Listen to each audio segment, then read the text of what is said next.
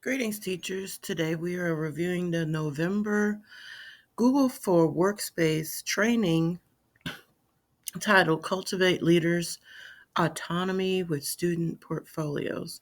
As always, you will be able to access this particular resource in the Coach's Corner on Canvas, and there will be access to other resources as well. I am your technology liaison for North Clayton High School. You can reach me either through text or call at the number shown on the screen.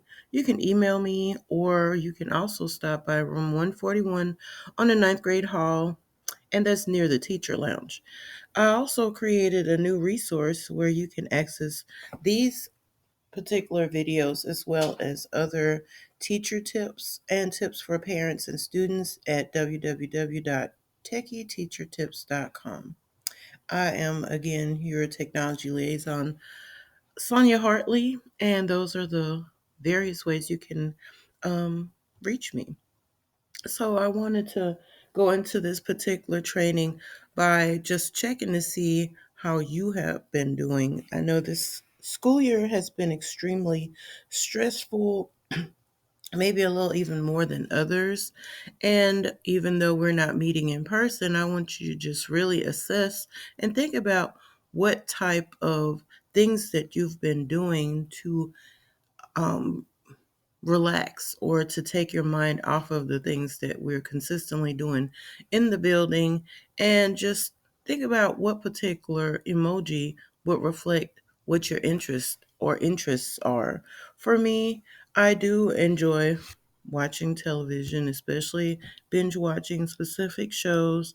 I love to shop, and so um all the other things that fall in between just give me an opportunity to take away the edge from being a teacher, an educator in general. And going straight into um, focusing on what today's particular session is on, we just jump straight into things, and how can we make them a lot more effective, or what's the word I'm looking for? More so, why are we investing time into creating different resources for students? We want them to be able to increase their opportunities to engage with each other or even with us in the classroom. So, one of the major resources that I've used that have been effective for me are using student portfolios. So, in your mind, looking at the different numbers, one, two, three, and four, and the options that they give, really think about which one of these four options are winners for you, things that you've already familiar with, or something that you feel uncomfortable of integrating into your classroom that you may need some more help with. And that will allow for you to maybe consider what part of this video you may need to rewatch and revisit. So we have one, the type of portfolios that um, teachers often use when it comes to digital portfolios. How familiar are you with Google Sites? I will say, since the last time I've created a video, or the last time that I've met with my teachers, it has become easier to develop or even embed different types of resources into Google Sites. So, how familiar are you with Google Sites? And then, if you've been fiddling around with Google Sites, you should know that the artifact embedding has changed to a certain extent, not extreme, but there are a few options that will help you integrate portfolios into your classroom. And then those sharing permissions have upgraded a tad bit as well. So consider that as we move forward.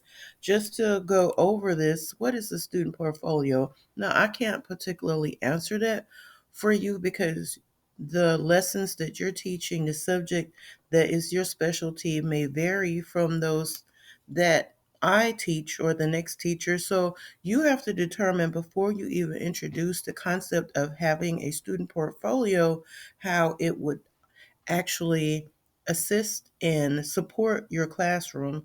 So answer that question for yourself. What is the student portfolio? Even if you consider the non digital version, if you asked your students to create a portfolio or showcase something of sorts, what is it to you and your student in your class? There's some benefits, and as you can see, they're listed right here.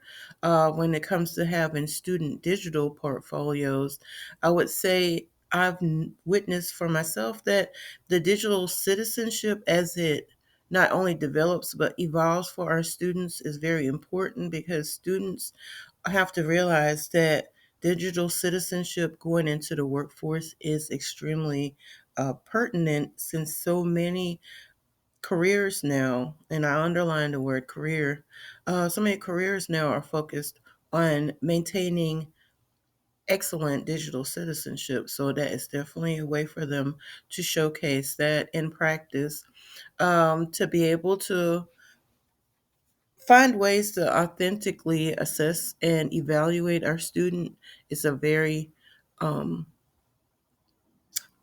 beneficial feature that digital portfolios present. uh, Finding ways for students not to just repeat or use repetition within learning, but actually showcasing what they've created and how they are moving and progressing through the process. Um, now, I do know our students can be shy, but oftentimes when they're presented with an opportunity to share with their peers, they are more able to express themselves because they're so used to using social media and digital other digital platforms. Just sharing with the class community is definitely a benefit, and the variety, and I don't want to get too deep into the topic as of yet, but the variety and the multiple options that students now have to showcase and demonstrate what they've learned is also a key benefit of having digital portfolios. And last, we see that students track their progress and self assess, and that's the most important thing. You don't always want someone else to tell you what you are doing wrong or even what you're doing right. You want to be able to find your own path, your own journey.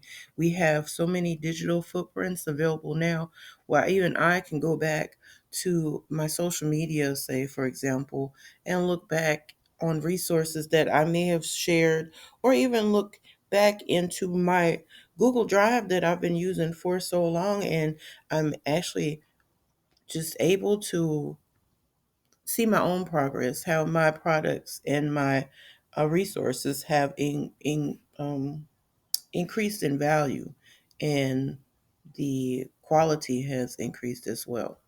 All right, so really briefly, I want to look at the types of portfolios, and I've had the opportunity to talk to other technology liaisons and other teachers to possibly give us some examples of these three types of portfolios. So, the proud moment, new skill, and products option for a showcase.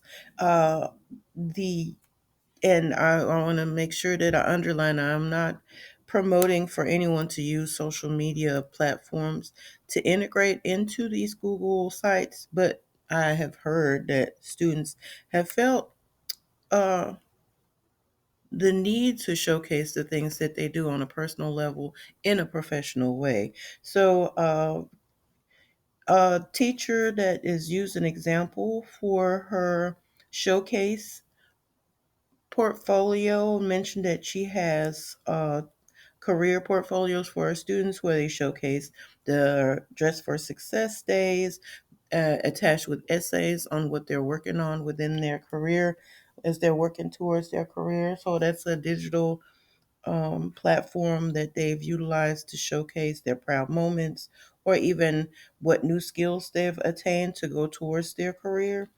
Um, Another teacher mentioned that she uses the platform to showcase students as they learn how to navigate through different labs that they have learned, or even their first time experimenting with the labs. So the video embedding makes it a lot more simpler for a teacher to go back and review what the student has learned. And within means, we know that 2 to 3 minutes is probably a max of attention that someone can hold when they're looking at videos at this point, because we're so saturated with having resources that are media focused. But the other and last example that I do have uh, is a Black History program.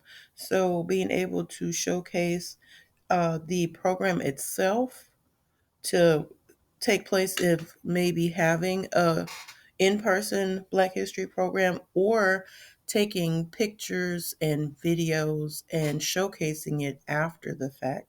Well, those were some great ideas that I've received in terms of the showcase option of a portfolio. Now, the process, it speaks for itself.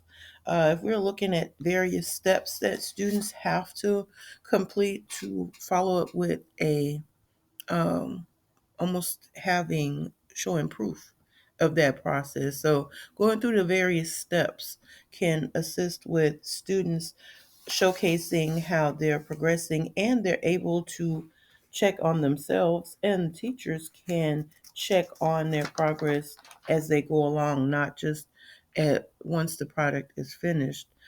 Students are able to share their goals and even reflect on their own progress, and have discussions in that matter when it comes to going back to the classroom. So that's a display that you can have students share.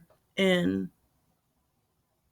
I would say another thing that you should be able to discuss the steps that are taken, what works, what doesn't work. And it allows for students one thing that they've really been lacking on, and that is how to plan ahead and think ahead on what the outcome of something could be. And within discussions that you can either record or ask students to reflect on by writing, that allows for them to think ahead, goal setting, reflecting, feedback, and looking at the future growth. Now, hybrid to me, just to not make it redundant and repeat myself within this video, I think it can showcase and show the process within a healthy medium, to find a way to show the things you create as you're creating them. And it doesn't always have to be something that starts on Monday and ends on Friday. It can be something that starts in August, and then you can go back and reflect and still learn and add um, an almost like an off and on and give and take throughout the semester. So it could be something, or even the school year, depending on how long your class lasts. So that's a combination. So Google Sites, I'm going to go ahead and jump straight into that. Now, these are things that I've touched on before. So if this is something that you're already familiar with, then this may just be a review for you.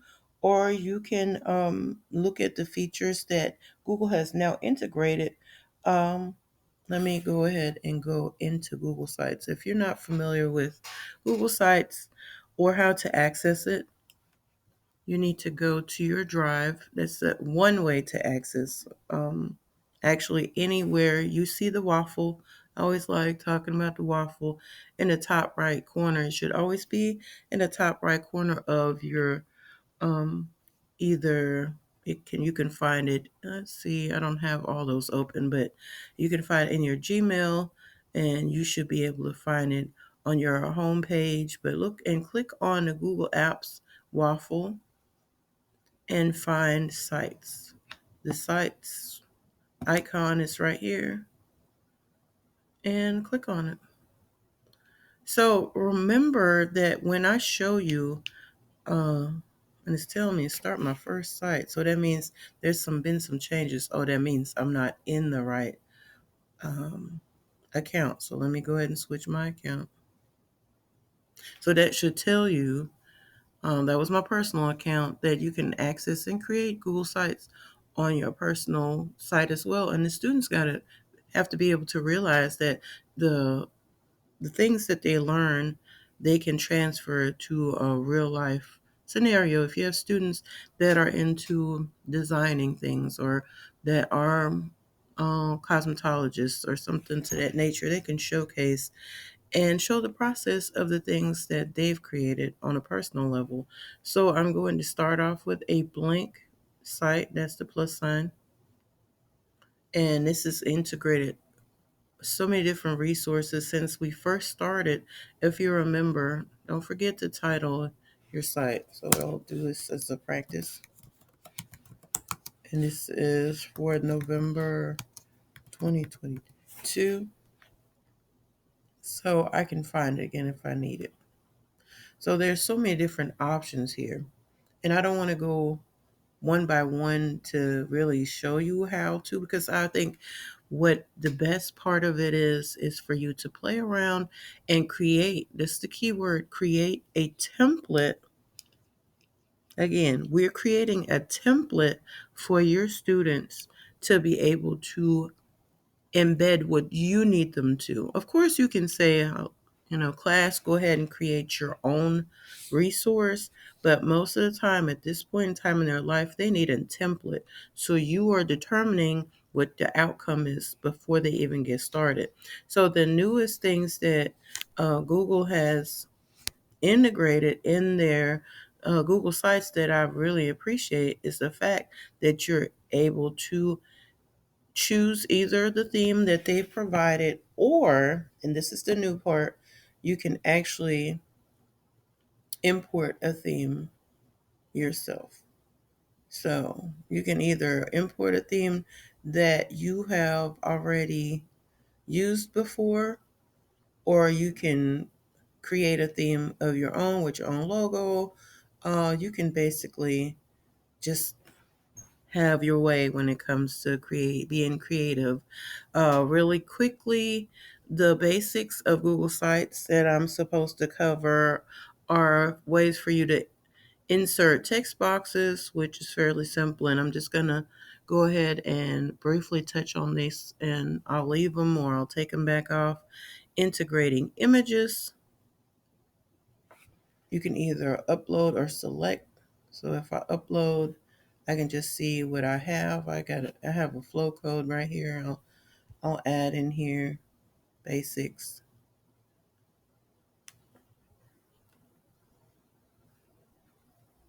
or um, something from your drive. Then you have different ways of designing. All the other details in regards to adding a collapsible group or a table of contents, I will create additional videos for that. But for right now, I recommend for you to be able to create your own, and let me take this back off, your own template for the students that you would like for them to utilize. So, what have I not covered? Pages. So, the pages, just not as in a regular website, you can add, this will be your home page, the very first one. But there's the plus sign, and you're able to add new pages, which means almost like new tabs. You can add, let me see, sample one. Within that, once you click the three dots or the skinny snowman, that's what I call it, skinny snowman, you can actually duplicate a page. So if you've already created one and you want another one similar to it, just go ahead and duplicate it. And I'll just name it too. But don't do this until you have the page the way you like it. And then if you pay attention on the top, we have sample one and sample two. Or you can also create a sub page, which is a page within a page, if that makes sense. So let's see, mini sample. Oh, there we go. 3. And it will be a page within the page. So you can get very complex with this, but that's entirely up to you. And just depending on how complex you want to make that for your students. All right. So these are the basics for the pages. Themes I've already covered. Insert I've covered. Just want to make sure that I handle everything that I'm asked for you to cover right now. And then I'm going to go briefly into some of the upgrades that Google has integrated into sites. Okay, so if you want to figure out the template for the students to upload things that you would like for them to upload, let me give you an example. All right, let's just say you want students to embed something as an assignment. That's part of the portfolio. So I'm just going to go ahead and choose the content block, a simple one, which will give them an opportunity to upload something and you can describe what they need to upload. So you'd say video. Video doesn't always mean YouTube, it can mean a video that you want them to create. But just to make sure that they're not giving you whatever they want to, if you hover over this square that I just embedded here or inputted here and you hover over it, you should be able to see. And let me make sure this little icon. It's usually in the top corner, and you call it a little gear or crankshaft.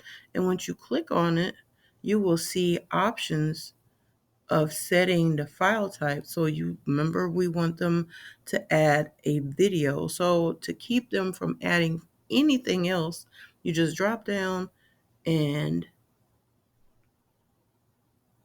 you give them this option. So YouTube, since YouTube does not work for the district, this would be a video they create on either Zoom, or since they all have district issues laptops, they can use the camera option. And here we go. So we have a video, and let me make sure. Here we go. As a matter of fact, let me change that, since we cannot use a YouTube. So this could be something that you do in terms of something from their Google Drive. That's where the trick is. My apologies. So a video from their Google Drive, because they have to, regardless of how they create the video on their phone or a video on their computer, they have to, for it to be in the correct format, they have to add it to their drive, upload it to their drive, and it'll be in the correct format for them to be add the video here. So, um, but now you know how to upload a YouTube video. But since the district has blocked our videos, I would say this will be the best bet. All right, so the same thing. I'll add another one, and I'll say this one could be essay or written description. You don't want them to put anything else, and we know students will take it upon themselves to decide on what they want to upload, but you'll just change it here, the file type, and you give them a doc. You don't want sheet, you don't want a slide, because you don't want them to just do a slide deck. You hit doc, and it actually narrows it down to when they want to embed. It only allows for them to embed something from Google, that's a Google Doc format. That's a little trick to it. And lastly, I'll say the last one, I'll do maybe a slide deck. So presentation, and you already know where I'm going with that. I will find that crankshaft right here and change this file type to a slide. So this is the template. Let me say this one more time. The importance is, if you don't want the students to create their own and you have specifics that you want them to do for their portfolio, that you create the student template. And just either it doesn't, now I will say, once they receive the template, you can leave it up to them and how they want to design the portfolio, but you at least want to make sure that they give you what you want. And this is very simple. I've seen some very extreme um, examples and beautiful examples. Just know It's your up entirely up to you how much leadway you want to give your students. Okay, so the very last thing that I need to share with you today is the option on this Google site of who should have access to this particular, not just the template, as the student should have access to it. Remember that for you to be able to share the template, you'll have to publish, which I already have. So you can always tell if the site has been published when you don't see. If you do see the drop down option right here, that means it's already been published, currently published. If you don't see it, then you need to publish it for the first time. But every time you make changes, you just make sure you click publish and it'll update, and you don't see any changes because I haven't made any. So publish first of all. Second of all, once the student receives this particular template, ask them to double check, because you should have already probably done so before, to whom they've given permission to. So in this particular case, there's some options for the draft and the actual published site. So I would suggest that it should stay on Clayton County Public Schools, and you can actually remove the link, but we're not doing that. And for them to add the parent, and I'm just going to put parent. I mean, whatever parent. So the parents can actually be held accountable to and suggested for them to take part in the creation of this portfolio, because it could be a senior portfolio, it could be end of the year summary in place of an end of the course assessment, and for you to be able to share this as a template. And I would suggest to use your learning management platform. In this case, we're going to use Canvas for you to take the link, and you'll have this link pop up. You will copy and paste the link, and then you remove everything prior to, um, oops, let me copy it. And let me just paste it so you can see.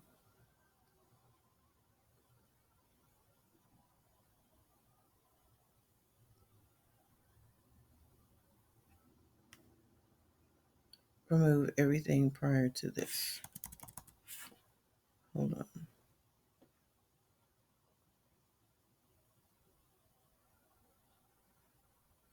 Where are we at?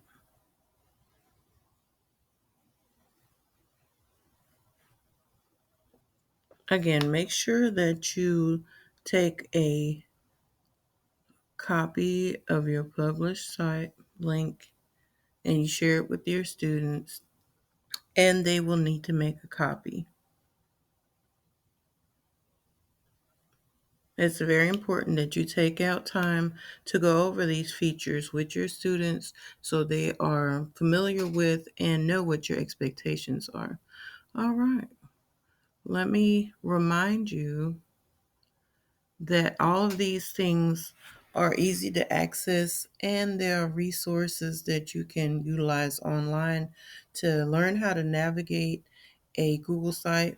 I will also add this particular template of this slide deck into your resources online that you can access in Canvas, and you'll be able to peruse independently through these various different options and instructions.